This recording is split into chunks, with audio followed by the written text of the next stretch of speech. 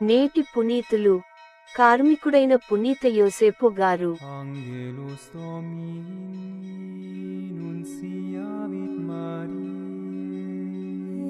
భూమండలము నందంతట నివసించి దానిని వశము చేసుకునుడు.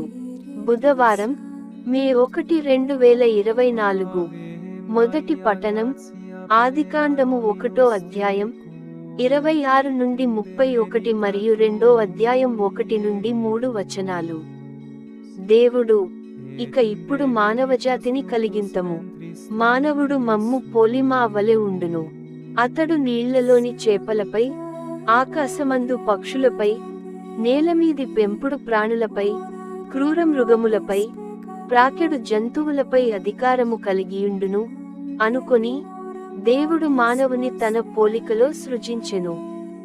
తన పోలికలో దేవుడు మానవుని సృజించెను. స్త్రీ, పురుషులుగా వారిని సృజించెను. దేవుడు వారిని దీవించెను. ఫలించి, సంతానాభివృద్ధి పొంది, భూమండల మందంతట వ్యాపించి, దానిని వశము చేసుకొనుడు. నీళ్లలోని చేపలను, ఆకాశములోని పక్షులను, నేలమీది జంతువులను పాలింపుడు. గింజలనిచ్చు మొక్కలన్నీ, విత్తనములున్న పండ్లనిచ్చు చెట్లన్నీ మీకిచ్చితిని. అవి మీకాహారమగును.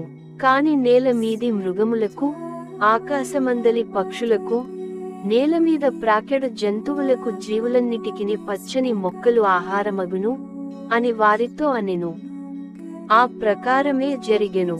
దేవుడు తాను చేసిన సృష్టినంతా చూచెను. ఆయన కంటికది చాలా బాగుగానుండెను. అదే 6వ రోజు. ఈ విధముగా ఆకాశము, భూమి, చరాచర జీవరాశులతో సంపూర్ణముగా రూపొందెను. 7వ నాడు దేవుడు తాను చేయుచున్న పనిని ముగించెను. ఆనాడు విశ్రాంతి పొందెను. సృష్టిని పూర్తి చేసి 7వ నాడు పనిని మానివేసెను. కావున దేవుడు ఆ రోజును దీవించి దానిని పవిత్ర దినముగా చేసెను. ఇది ప్రభువు వాక్కు.